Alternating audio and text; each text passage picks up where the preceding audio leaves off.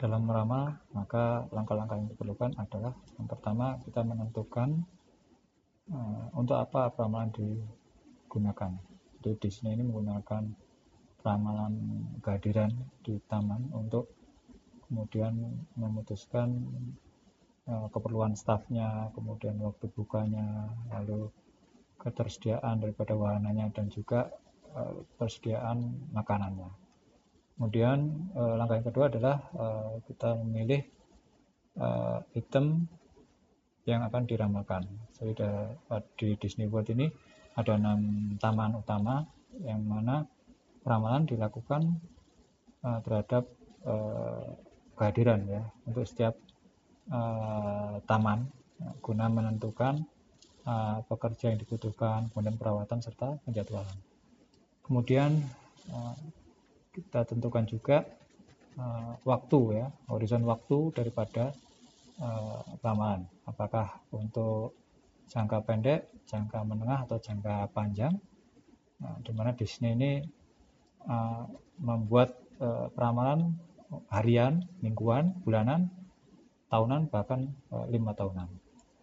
Kemudian kita pilih model peramalannya. Di sini Disney menggunakan berbagai model statistik ya, yaitu misalnya moving average, lalu ada econometrics dan juga analisis regresi, dan juga menggunakan penilaian secara non kuantitatif ya, seperti itu. Kemudian langkah yang kelima, maka kita mengumpulkan data yang diperlukan ya, di mana tim peramalannya di sini mempekerjakan 35 analis dan juga 70 tenaga lapangan untuk mensurvei sekitar 1 juta orang ya, untuk setiap bisnis setiap tahunnya. Disney juga menggunakan perusahaan lain yang dinamakan Global Insight untuk peramalan industri perjalanannya atau travelnya, dan memperoleh data dari kurs ya, palas gitu kan, kemudian kedatangan ke Amerika, lalu kemudian pesawat yang khusus, juga tren yang terjadi di Wall Street, serta jadwal liburan sekolah.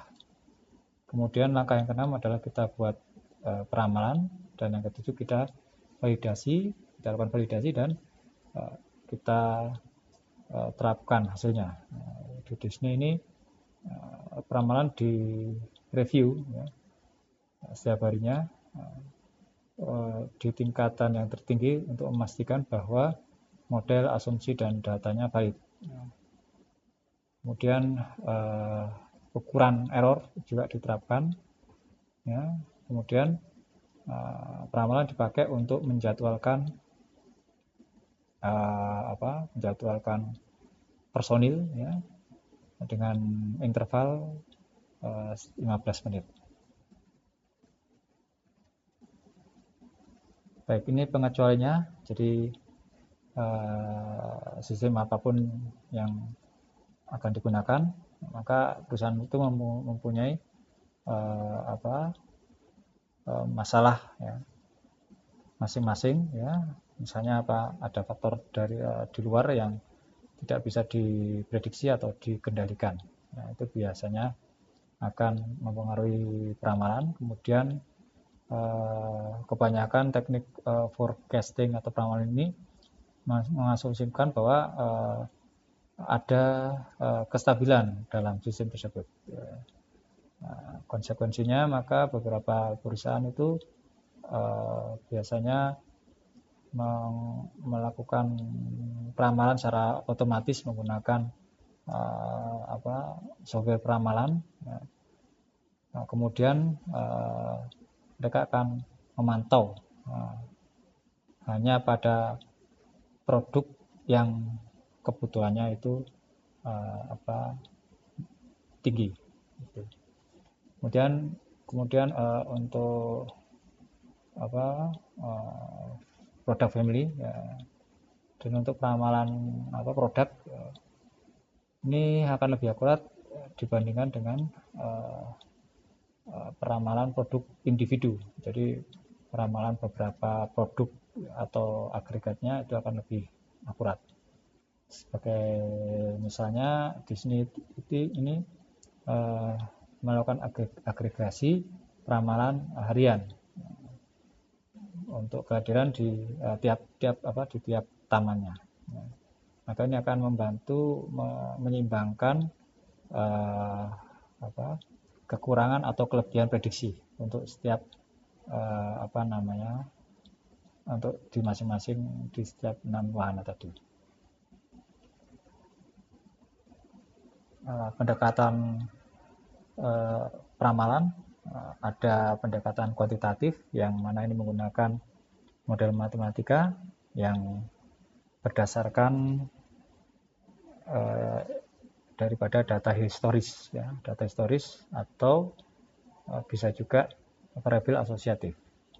Nah, ada juga yaitu peramalan kualitatif atau subjektif yang mana dia melibatkan faktor seperti intuisi daripada pembuat kebijakan, kemudian emosi, kemudian pengalaman pribadi serta sistem nilai. Kita lihat dulu metode kualitatif. Maka ada opini dari juri ya, yang terdiri dari beberapa eksekutif, yang mana dengan metode ini maka opini dari kelompok manajer atau pimpinan tertinggi itu biasanya dikombinasikan dengan model statistik ya. Yang mana itu nanti akan menjadi estimasi daripada kebutuhan di tingkat pada kelompok tersebut. Contohnya adalah Bristol-Myers Squibb, maka dia menggunakan 220 saintis peneliti ya, sebagai juri dari opini eksekutifnya untuk mendapatkan tren di masa depan di dunia penelitian medis ya. Ada juga metode Delphi yang mana ada 3 jenis partisipan pada metode Delphi ini, yaitu penentu atau pembuat keputusan, kemudian staf personel dan juga responden. Di mana pembuat keputusan ini terdiri dari suatu kelompok 5 atau 10 ahli, 5-10 ahli yang mana dia akan membuat forecast atau peramalan yang aktual. Kemudian personal staff ini akan membantu pembuat keputusan itu dengan menyiapkan, mendistribusikan, mengumpulkan dan juga menyimpulkan serangkaian hasil daripada serangkaian kuesioner dan survei. Kemudian responden itu merupakan kelompok orang yang dengan tempat yang berbeda-beda gitu kan ya, yang mana diperlukan penilaiannya, diperlukan masukannya, yang mana kelompok ini akan memberikan input kepada pembuat keputusan sebelum peramalan dibuat. Misalnya pemerintah Alaska ya, ini menggunakan metode Delphi untuk membangun peramalan ekonomi jangka panjangnya ya, di mana penganggaran ya, banyak bagian terbesar dari penganggaran ini diturunkan atau diperoleh dari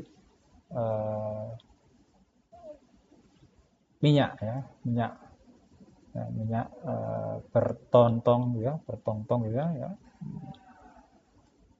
yang dipompakan setiap hari million plus barrel. Jadi minyak yang mungkin akan terbentuk, yang kemudian mungkin dikumpulkan dalam satu wadah tong gitu ya, yang ini diperoleh dengan memompa dari pemompaan jaringan pipa di perut hubei, ya, di mana panel ahlinya ini, ya, itu harus mewakili semua kelompok dan opini di negara bagian itu dan di semua area geografis. Kemudian ada juga metode kualitatif yang lain, yaitu Salesforce Composite, di mana setiap penjual itu mengestimasikan berapa penjualan yang akan terjadi di wilayahnya. Lalu dengan ramalan ini maka mereka kemudian mereview untuk memastikan bahwa peramalannya itu adalah realistik. Kemudian setelah itu akan dikumpulkan di wilayah distrik dan di tingkat nasional untuk menghasilkan peramalan keseluruhan, ya. Dan contoh peramalannya adalah di Lexus, di mana setiap 3 bulan Lexus penjual Lexus itu melakukan pertemuan, di mana pada pertemuan itu mereka akan membicarakan tentang apa yang akan dijual, warnanya apa, kemudian apa saja pilihannya, sehingga pabrik akan mengetahui apa yang harus dibuat. Lalu metode kualitatif yang keempat adalah market survey atau survei pasar, di mana metode ini akan memperoleh input dari customer atau pelanggan potensial, ya, terkait dengan rencana pembelian mendatang, ya, pembelian di masa depan. Maka ini tidak hanya membantu dalam menyiapkan peramalan, tapi juga akan memperbaiki desain atau perancangan produk dan juga rencana produk baru. Kemudian survei pasar ini, ya, maka survei pasar ini metode survei pasar dan Salesforce Composite ini juga ada kekurangannya, ya. Jadi bisa jadi peramalannya akan terlalu optimis, ya. Meskipun itu dihasilkan dari masukan daripada pelanggan. Kemudian kita masuk ke metode kuantitatif, ya. Maka di sini ada dua, ya, metode kuantitatif. Yang pertama adalah model time series, yang mana model ini akan memprediksi dengan asumsi bahwa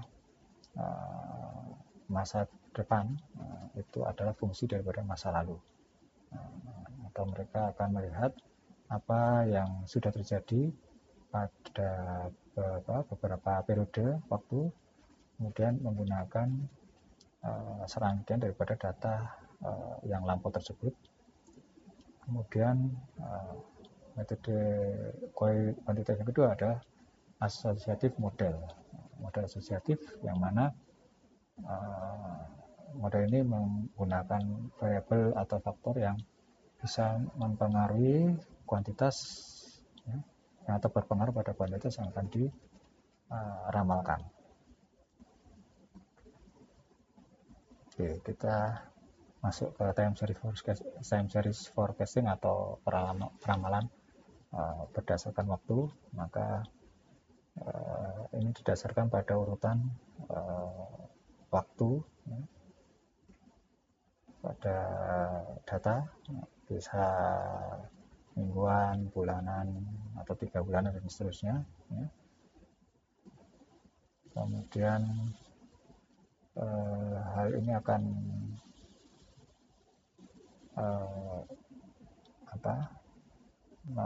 kita akan mendapatkan nilai di masa mendatang, yang diprediksi hanya dari nilai masa lalu, kemudian variabel yang lain juga.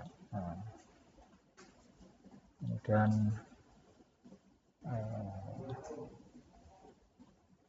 hanya dari nilai masa lalu. Tapi variabel lain meskipun akan bermanfaat itu diabaikan. Jadi kita hanya melihat nilai waktunya saja, tidak nilai-nilai yang lain atau variabel yang lain.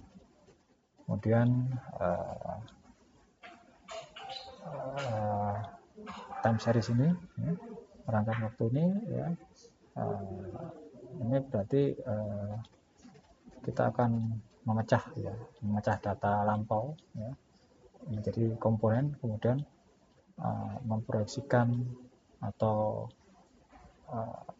memperkirakan kedepannya seperti apa ya tersebut. Maka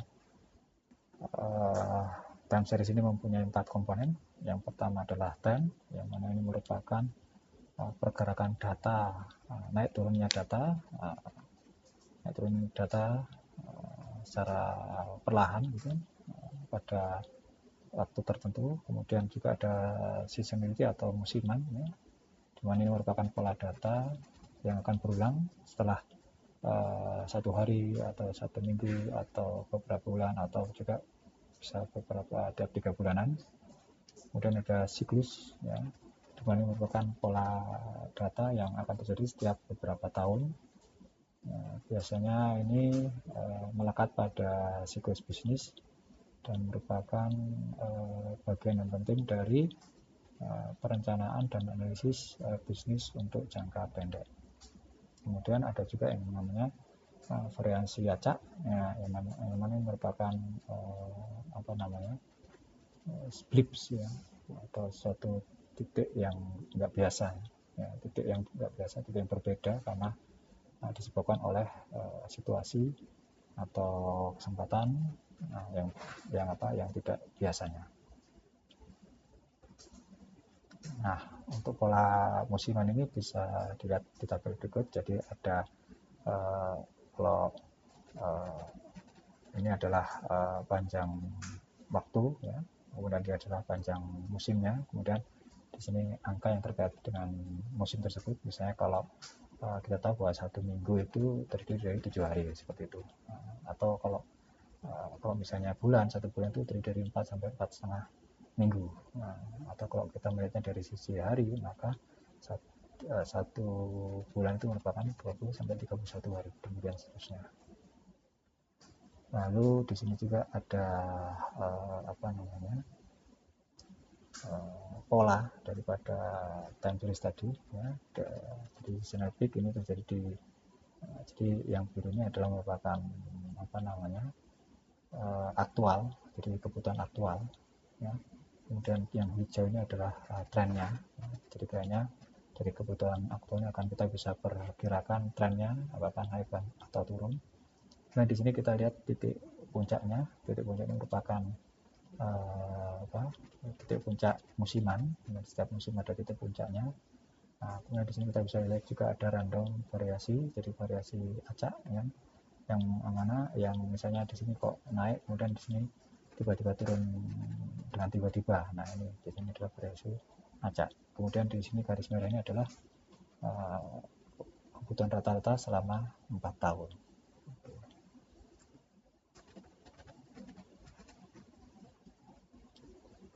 Pada time series forecasting ini ada pendekatan naif, ya, pendekatan yang lugu gitu, ya, dimana ini merupakan cara peramal yang paling sederhana, yaitu mengasumsikan bahwa kebutuhan di periode berikutnya akan sama dengan kebutuhan di periode yang terbaru, ya, sama dengan atau perubahan atau sama dengan kebutuhan di periode yang terakhir.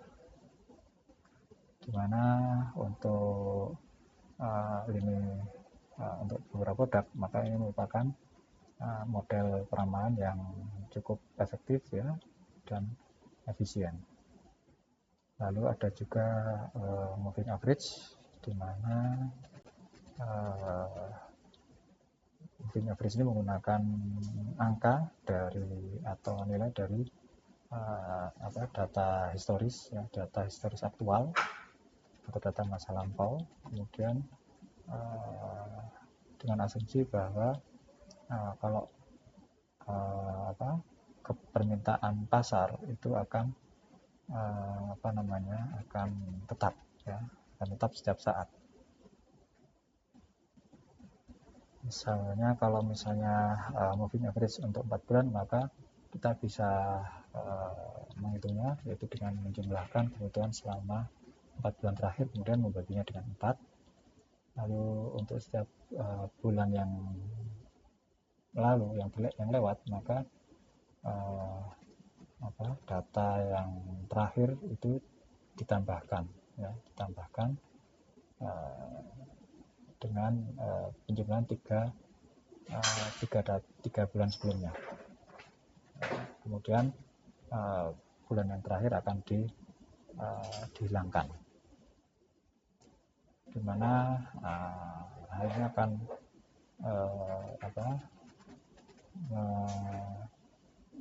menghaluskan smooth out itu ya, menghaluskan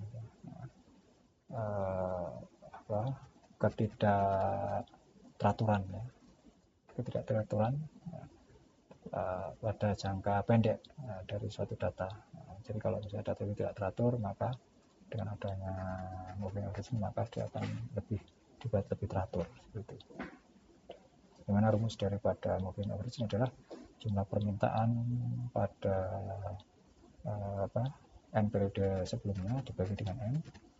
Kemudian kalau misalnya ada tren atau pola yang muncul, maka kita bisa menggunakan bobot, ya.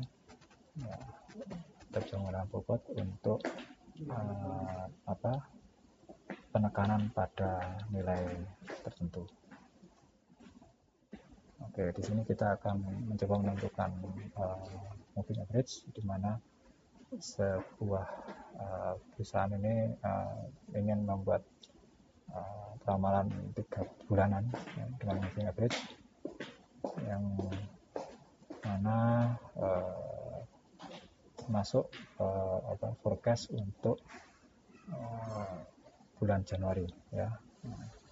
Maka di sini kita bisa lihat bahwa ini adalah bulan, kemudian ini adalah aktual penjualannya 10, 12, 13.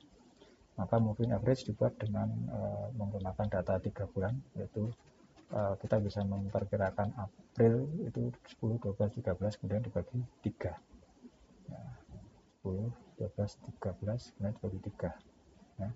Maka kita akan dapatkan 2/3, ya. Kemudian untuk yang Mei kita menggunakan 3 bulan, yaitu 12, 13, 16 bagi 3, jadi 13, 2/3, gitu kan. Kemudian begitu seterusnya hingga Desember. Dan di sini kita bisa melihat Desember ini kita akan mendapatkan angka 2/3 ini dari penjumlahan di bulan September, Oktober, November, yaitu 8 tambah 18 tambah 16 sehingga dihasilkan 46 tambah 16, ya, 46 tambah 16 sekitar 2 dibagi 3, hasilnya adalah 22/3. Maka dari sini untuk Desember, maka kita akan perkirakan permintaannya adalah 22/3, seperti itu, ya. Untuk memproyeksikan permintaan di bulan Januari, maka kita tinggal menjumlahkan Oktober, November, Desember, kemudian dibagi 3, yaitu 18 tambah 16 tambah 14 tadi adalah aktual di bulan Desember, ya, 16 adalah aktual di bulan November, dan 18 adalah aktual di bulan Oktober. Seperti itu. Kemudian ya, bagaimana dengan moving average yang diberi bobot? Maka di sini kita bisa lihat rumusnya di atas ini. Maka jumlah bobot untuk satu periode N dikalikan dengan demand atau permintaan di periode N itu kemudian dibagi dengan bobotnya.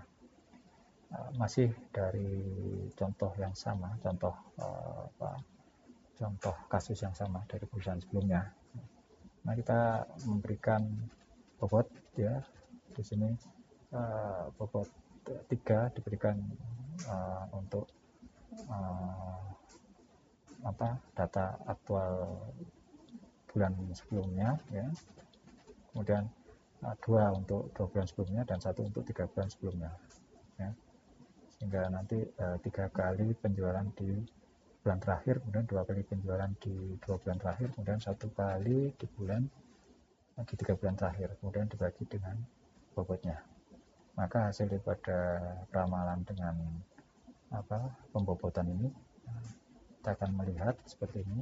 Berarti 10, 12, 13 ya, masih sama dengan data sebelumnya.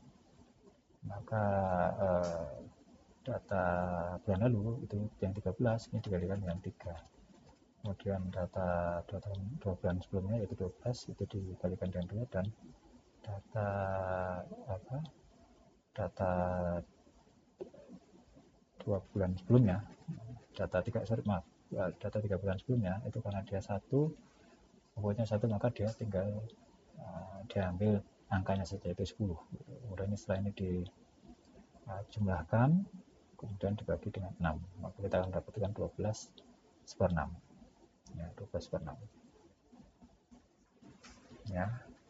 Demikian juga di bulan-bulan setelahnya, maka kita akan kalikan kebutuhan bulan aktual di bulan sebelumnya dengan 3, kemudian di 2 bulan sebelumnya dengan 2, dan kemudian di 3 bulan itu dengan 1 ya. Demikian seterusnya ya. Maka di sini untuk bulan Januari maka kita akan perkirakan kebutuhannya adalah 15/3. Kemudian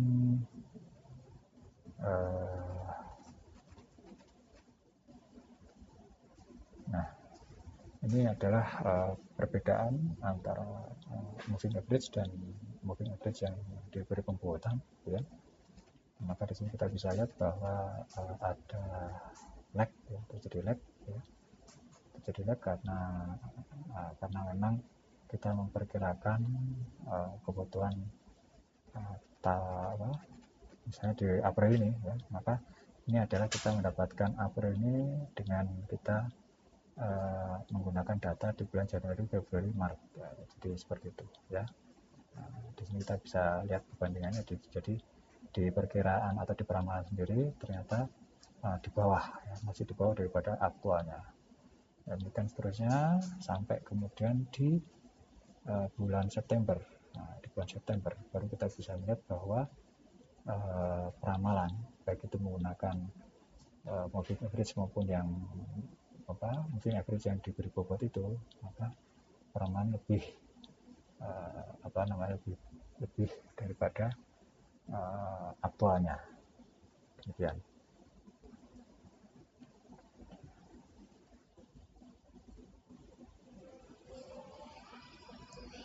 Untuk moving average ini maka baik moving average baik yang simple maupun yang weighted tadi, yang sederhana dan yang diberi bobotnya, maka dia akan efektif untuk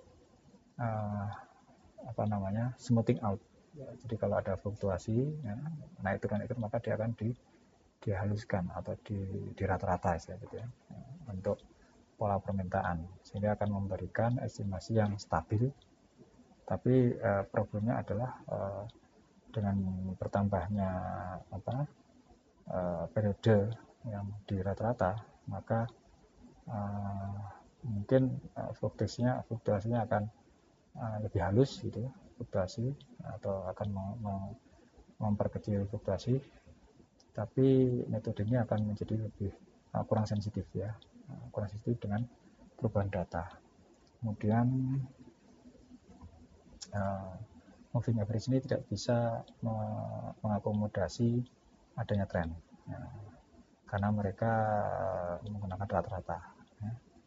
maka akan selalu berada pada masa lalu, ya. Jadi selalu akan berada pada tingkatan lalu, dan tidak bisa memperkirakan atau meramal perubahan pada tingkatan yang lebih tinggi atau lebih rendah. Makanya kenapa mereka selalu lag, mereka akan jauh di bawah nilai aktual. Bisa dilihat di atas. Kemudian moving average ini memerlukan rekaman data yang ekstensif, ya, yang banyak. Kemudian untuk metode yang lain selain moving average ada yang namanya exponential smoothing, di mana teknik ini merupakan teknik peramalan yang sama seperti moving average yang diberi bobot, tetapi pembobotannya itu menggunakan fungsi eksponensial, sehingga